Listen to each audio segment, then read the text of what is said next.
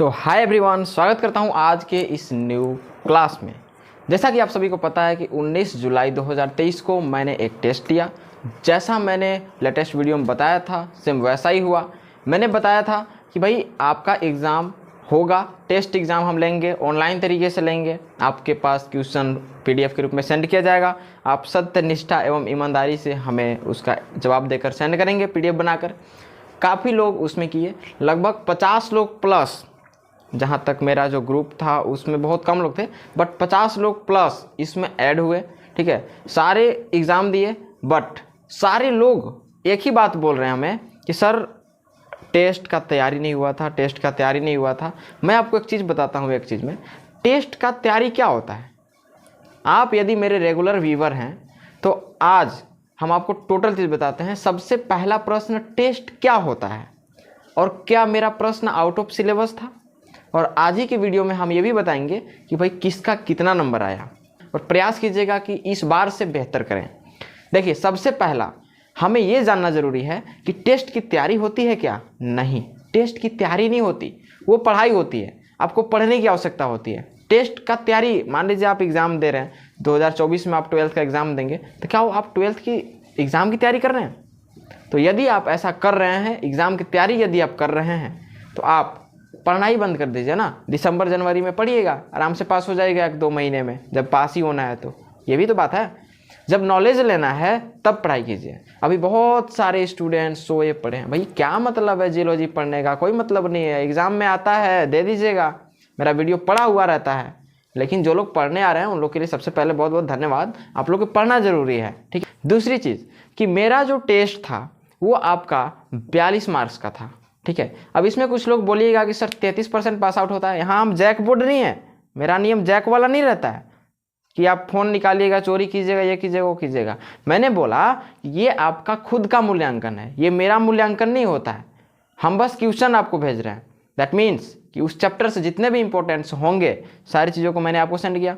इसका मतलब ये नहीं है कि हम आपको परीक्षा दे रहे हैं, उसमें आपको गिफ्ट दिया जाएगा, प्राइज देंगे। ठीक है, ऐसा कुछ नहीं होता है। पुरस्कृत नहीं आपको किया जाएगा, ना कोई अवार्ड मिलेगा, ना कोई मेडल मिलेगा, कुछ नहीं। आपका है सब कुछ। ठीक है, आप पढ़ रहे हो, आपका खुद का मूल्यांकन है। ऐसा क्यों? क्योंकि आपके पास जियोलॉजी के टीचर नहीं है, हम पढ़ा रहे हैं, तो हम अपना कॉन्सेप्ट दे रहे हैं। तो मेरा ये भी फर्ज है कि हम आपका मूल्यांकन करें कि आप कितना पढ़ रहे हो। चलिए, जो कल का जो रिजल्ट था उस रिजल्ट के बारे में हम आपको बताते हैं। सब टोटल 22 क्वेश्चन था। ठीक है, 22 क्वेश्चन था, लेकिन उसमें जो टोटल फुल मार्क्स था ये था मेरे पास 42 नंबर का आपका एग्जाम हुआ था, जिसमें पासिंग मार्क्स था टोटल कितना? 35।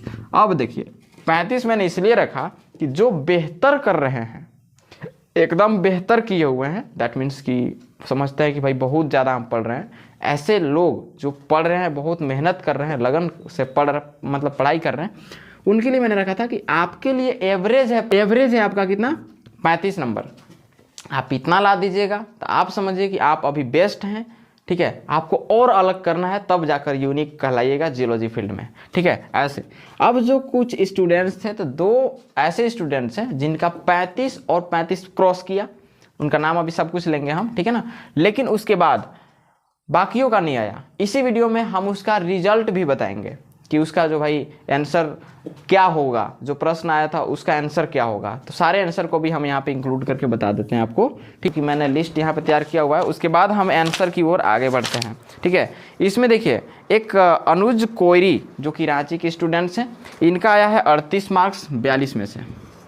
ठीक है, कितना आया है? 38। अनुज कोयरी, रांची। इसके बाद पायल भगत जो कि पाकुड़ से हैं, इनका आया हुआ है 35। यही 2 स्टूडेंट्स हैं। ठीक है, नंबर 1 पे ये अनुज कोयरी आते हैं, नंबर 2 पे इनका आता है पायल भगत का। ठीक है, इसका मतलब ये है कि हमने अभी 10 दिनों से 15 दिनों से क्लास नहीं लिया, उधर बीच में कभी कभार लेता था। तो इसका मतलब है कि ये दोनों स्टूडेंट्स सिंसियर हैं पढ़ाई के प्रति और अच्छा करने का प्रयास कर रहे हैं। अब बताते हैं, ये तो हो गया 35 और 35 प्लस हो गया। एक कैटेगरी इधर लेते हैं, 35 से नीचे आते हैं। तो एक स्टूडेंट हैं अंजलि कुमारी धनबाद जो कि इंग्लिश मीडियम से हैं। बात समझिएगा, इंग्लिश मीडियम वाले जितने भी लोग ड्रामा करते हैं ना कि हमें नहीं आता है, भाई आपको सब आता है। आपका एक अलग ड्रामा है खुद मेरे को परेशान करने के लिए। ठीक है, जिसको इंग्लिश मीडियम जो लिया हुआ है उसको ट्रांसलेशन भी तो आता होगा, वो तो ट्रांसलेट कर ही सकता है ना। तो मैंने क्वेश्चन को हिंदी प्लस इंग्लिश दोनों में प्रोवाइड करवाने का काम किया था, हिंदी मीडियम और इंग्लिश मीडियम दोनों में। तो उनका भी नंबर बहुत अच्छा है, इंग्लिश मीडियम में 33 नंबर है, उनका भी बहुत अच्छा नंबर है, 33 मार्क्स उनका भी आया हुआ है, अंजलि कुमारी धनबाद। ठीक है, इसके बाद और हैं अब्दुल्ला शेख, ठीक है, ये भी पाकुड़ के हैं। ठीक है, इनका भी नंबर आया हुआ है 31 मार्क्स। तो दो ऐसे स्टूडेंट्स हैं जो 30 क्रॉस किए हुए हैं। ठीक है, मुनमुन चौधरी नाम से कोई आईडी है। ठीक है, तो वे कोई लड़की हैं जो कि हमारे ही डिस्ट्रिक्ट के हैं। ठीक है, तो इनका नंबर आया हुआ है 32 मार्क्स।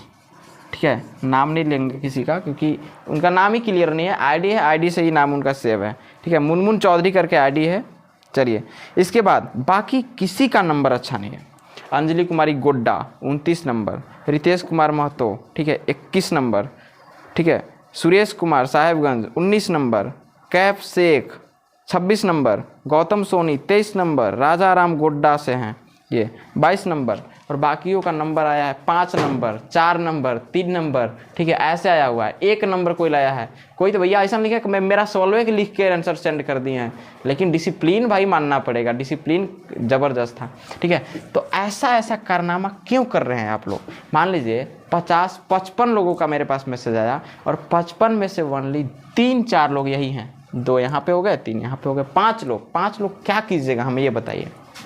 आप लोग तो बेहतर हैं, बस आप लोगों के लिए हम यही कहना चाहते हैं कि आप लोग और अच्छा कीजिए, रिवीजन करते रहिए। आप लोग में कमी पता है क्या है?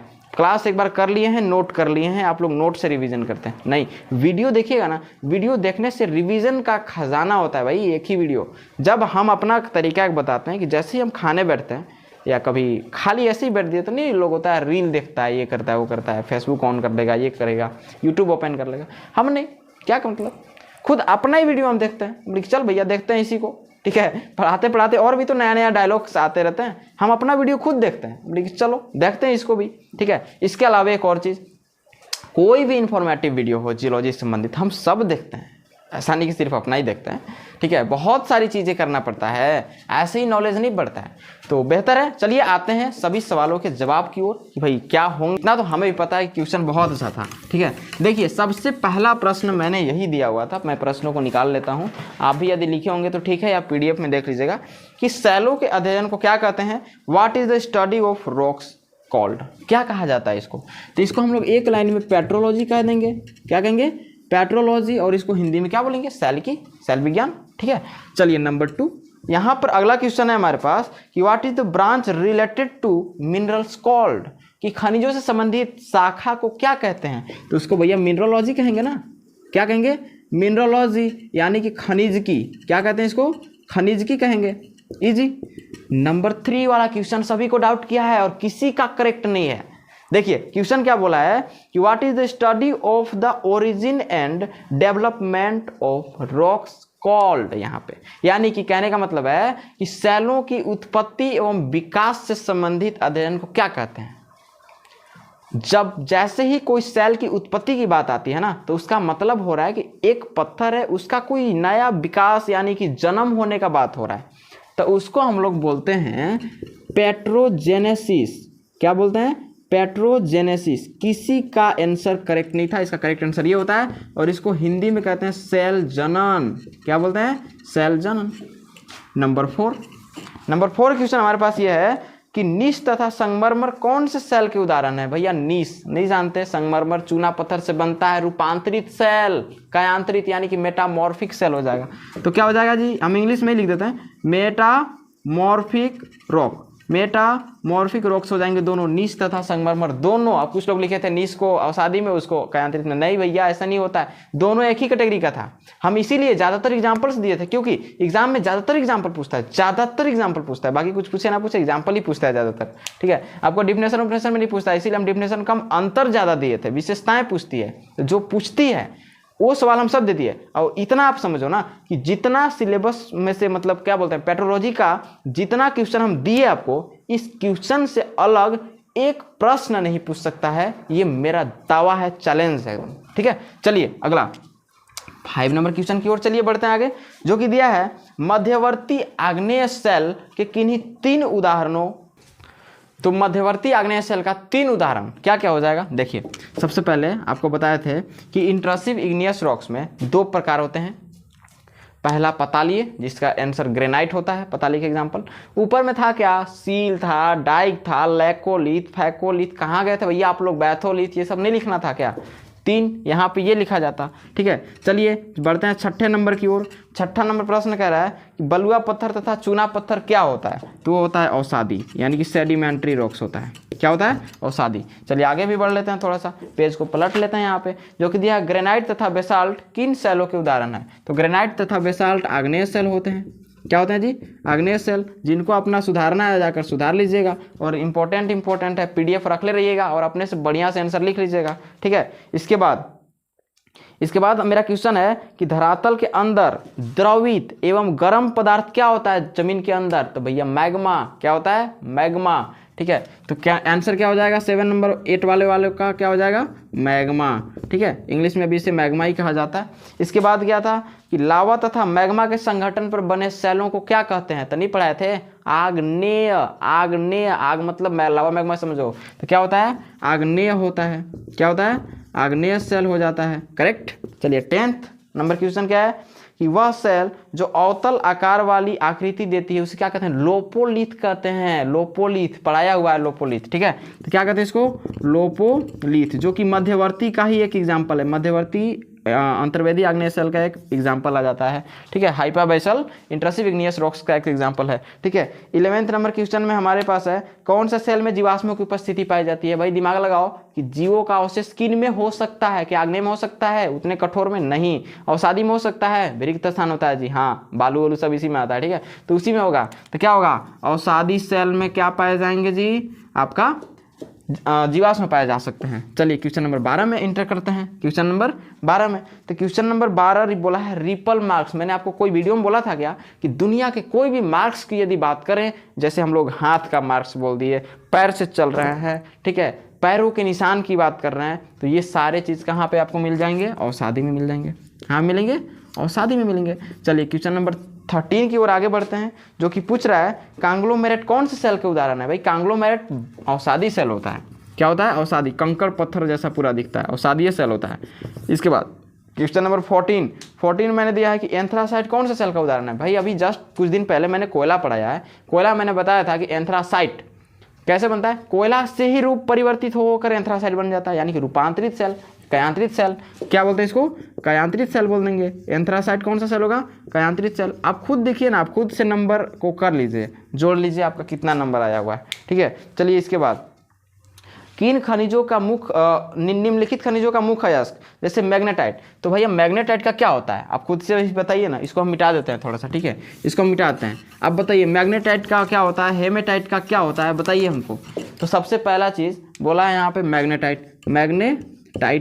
तो मैग्नेटाइट का सूत्र पहले आपको पता होना चाहिए, Fe3O4 होता है, जो कि लोहा का एक अयस्क होता है। किसका होता है, लोहा का। इसके बाद मैंने दे दिया हेमेटाइट। क्या दिया हुआ है, हेमेटाइट का होता है Fe2O3 होता है, ये भी आपका लोहा का ही होता है। आयरन डिपॉजिट्स है, ये भी आयरन का ओर होता है। ठीक है, इसके बाद जो है मैंने दिया हुआ था बॉक्साइट। क्या दिया हुआ था, बॉक्साइट। ठीक है, बॉक्साइट। तो बॉक्साइट का आपको पता होगा Al2O3 2H2O होता है, बट ये किसका होता है, एल्यूमिनियम का होता है। किसका होता है, एल्यूमिनियम का होता है, Al का होता है, और ये Fe का होता है, ये भी Fe का होता है। ठीक है, इसके बाद चलिए देख लेते हैं और भी आगे बहुत सारे मैंने दिया हुआ था। चाल्कोपाइराइट। भाई चाल्कोपाइराइट किसका होता है, चाल्कोपाइराइट ये होता है आपका तांबा का। किसका होता है, तांबा, यानी कि कॉपर का होता है। ठीक है, इसके बाद मैंने दिया था पायरोलुसाइट भी दिया था, पायरोलुसाइट आपको नहीं पता है, मैंगनीज का होता है। किसका होता है, मैंगनीज का। देखिए जियोलॉजी में इन अयस्कों का नाम एकदम याद कर लीजिएगा। क्रोमियम का क्रोमाइट होता है, एकदम रट के रखिएगा, ये पूछेगा ही पूछेगा। भाई चाल्कोपाइराइट ये सब पूछता ना, बहुत दिमाग खराब हो जाता है स्टार्टिंग टाइम में, इसलिए आप सभी को एकदम याद करके रखिए, कंप्लीट करके रखिए। आग्नेय सेल किसे कहते हैं, अब मैं आपको बोलकर बताता हूँ। आग्नेय सेल जो लावा मैग्मा के संगठन में बना उसको थी तो आग्नेय सेल बोलते हैं भैया, बस जो आप एक्सप्लेन करना चाहते हैं तो अपने रिवीजन के लिए और भी आप लिख सकते थे, बट आपने नहीं लिखा।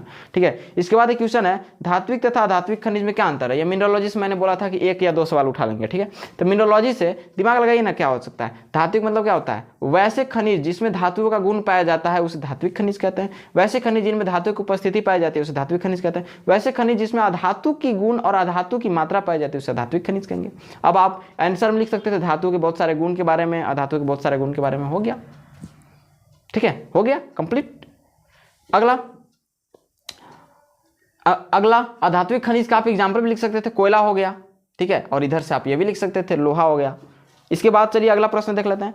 आग्नेय शेल की विशेषताओं को लिखिए। पहला चीज, ये लावा मैग्मा से बनते हैं। दूसरा चीज, परत विहीन होते हैं, कोई भी परत इनमें नहीं पाया जाता है। तीसरा चीज, इनमें जीवाश्मों की अनुपस्थिति होती है। ठीक है, इनके ऊपरी भागों पर अपक्षय के द्वारा बीच बीच में ये मतलब रंध्र पाई जा सकती है, लेकिन अंदर में ऐसा कुछ नहीं हो सकता है। उदाहरण लिख देना था, ग्रेनाइट हो सकता है, बेसाल्ट हो सकता है आग्नेय शेल में। ठीक है, इनका रवेदार संरचना यानी कि क्रिस्टलाइजेशन हो सकता है। रवाकरण भी तो कर सकते हैं ना इनके दानों को। यदि मान लीजिए कि ये कोयला हो गया, कोयला को सोचिएगा इतना पर से काटते हैं क्या, उतना पर से कटता है क्या, नहीं, फुट का अलग अलग हो जाएगा। भंगुरता का गुण इसमें होता है। लेकिन क्या आग्नेय शेल में ऐसा होगा, नहीं, पत्थर ही है बट उसको काटिएगा सीधे कट जाएगा, डिजाइन बन जाएगा बढ़िया से, रवाकरण हो जाएगा उसका। चलिए आगे बात कर लेते हैं। अगला है क्वेश्चन कि अवसादी सेल के दूसरा नाम क्या है। तो भैया अवसादी सेल का दूसरा नाम परतदार होता है। एक कॉन्सेप्ट कि यदि एक कंकड़ को यदि हम एक जगह पे रख दिए तो क्या उसको आप पत्थर बोल दोगे, नहीं, लेकिन बहुत सारे उसी टाइप के कंकड़ को रख देंगे तो नहीं बता पाइएगा कि भैया ये अवसादी सेल है, परतदार सेल है, परत बना हुआ है। ठीक है, चलिए आगे बात कर लेते हैं। अगला है अवसादी सेल की विशेषताओं के बारे में लिखिए। पहला चीज, ये कठोर नहीं होते। ठीक, दूसरा चीज, ये एकत्र रूप में पाए जाते हैं।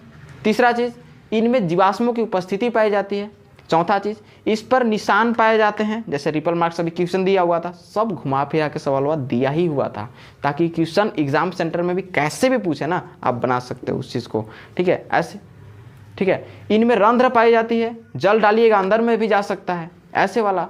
तो ये सब बहुत चीज़ है। इसमें वायु की उपस्थिति पाई जाती है और आग्नेय शेल वाले में नहीं पाई जाएगी। क्यों पाई जाएगी भाई, उसमें तो कोई लेयर ही नहीं है ना, तो कहाँ जाएगा। चलिए आगे बात कर लेते हैं। क्वेश्चन क्या था कि निम्नलिखित शैलों का वर्गीकरण कीजिए, 22 नंबर क्वेश्चन। तो इस क्वेश्चन में आपको मैं बता दूं, पहला मैंने दिया था कि कैसे आपको करना है। आग्नेय शेल यहाँ पर देखिए समझाया हुआ था कि आग्नेय शेल को आगे कर लीजिए, अवसादी शेल बगल बगल में लिख दीजिए सब सेल का नाम। तो चूना पत्थर में आपको बता दूं कौन सा सेल है, बताइए, खुद से बताइए ना कमेंट में। आप अभी भी आंसर भी तो लिख दीजिए कम से कम। ठीक है, और वीडियो को तो लाइक से मतलब नहीं है, सब्सक्राइब से मतलब नहीं है, 6000 फैमिली होने वाला है। ठीक है, देखिए चूना पत्थर कौन सा सेल हो जाएगा आपका, अवसादी सेल हो जाएगा। एंथ्रासाइट कौन सा हो जाएगा, कयांत्रित हो जाएगा। बेसाल्ट क्या हो जाएगा, बेसाल्ट को भाई आग्नेय कहते हैं। बलुआ पत्थर क्या हो जाएगा, अवसादी हो जाएगा। संगमरमर क्या हो जाएगा, कयांत्रित हो जाएगा। नीस क्या है, कयांत्रित है। ग्रेनाइट क्या है, आप क्वेश्चन अपने साथ लेकर बैठिएगा। ठीक है, और जो लोग के पास क्वेश्चन नहीं है मैं लगा दे रहा हूँ स्क्रीनशॉट यहाँ से। ठीक है, सारे लोग देख सकते हैं, आप पहले लिख लीजिएगा। फैकोलिथ क्या है, आंतरिक आग्नेय सेल है भाई। आग्नेय भी ग्रुप में डालना है, हम बोल दिए थे 3 ग्रुप आपको बताना है। ठीक है, बस हो तो गया, यही तो था टेस्ट। कुछ था टेस्ट में जान, कोई जान ही नहीं था टेस्ट में। ठीक है, बस कमी आपकी है कि आपने रिवीजन नहीं किया। अब बताइए कि हम बोल देंगे आज की आपको कल ये छोटा सा टॉपिक का कल टेस्ट होगा, तो आप रात भर में भी नहीं तैयारी कर सकते हैं क्या। कितना वीडियो है भाई, 4-5 को वीडियो है। टोटल सिलेबस मेरा कंप्लीट होने चला है, 2-3 टॉपिक 2-3 इकाई और बचा हुआ है, जिसमें हमको 15 से 20 दिनों का टाइम लगेगा यदि लगातार पढ़ाए तो, और ऐसे ही धीरे धीरे करके पढ़ाते चले तो चलेगा। लेकिन आप दिमाग लगाइए कि आपके पास इतना भी टाइम नहीं है कि आप ये कर सकते हैं। ऑनलाइन टेस्ट था ना भाई आपने तो बोला था कि भैया चोरी नहीं करना, चोरी करके भी क्या फ़ायदा, आप ही का नुकसान है, क्योंकि वो आप अपने आप में नज़र से नीचे बन जाएगा। भैया चोरी करके लाए, क्या मतलब। जैक बोर्ड नहीं है पहला कॉन्सेप्ट। जब हम कोचिंग में भी अपना टेस्ट लेते हैं ना, जैक बोर्ड से 10 गुना कड़िया रहता है। कोई स्टूडेंट इधर से इधर नहीं देख सकता है, इधर से बजता है तो इधर आ जाता है परमानेंट उसका। ठीक है, तो बढ़िया से थोड़ा सा मतलब अपना रिस्पॉन्सिबिलिटी समझ के, क्योंकि आप दिमाग लगाइए कि कोई भी ऑनलाइन टीचर आपको टेस्ट तो नहीं देगा, क्वेश्चन रेडी करके आपको टेस्ट नहीं लेता है। मैंने भैया व्हाट्सअप सुविधा दिया, ये सुविधा, फिर भी ये हाल है बाकियों का। बहुत मूड खराब होता है ऐसे करने के बाद। मन तो करता है कि आप लोग के कसम से बता रहे ऑफलाइन क्लास में होना चाहिए था। ठीक है, ऑफलाइन क्लास में होना चाहिए था, वरना ऑफलाइन क्लास में होते तो यहाँ केवल इसका यूज होता है, इसको टेढ़ कर दिए, आपको पता होना चाहिए, इसको पीट पीट के टेढ़ा कर चुके हैं। ठीक है, चलिए मिलते हैं नेक्स्ट क्लास में, तब तक के लिए जय हिंद।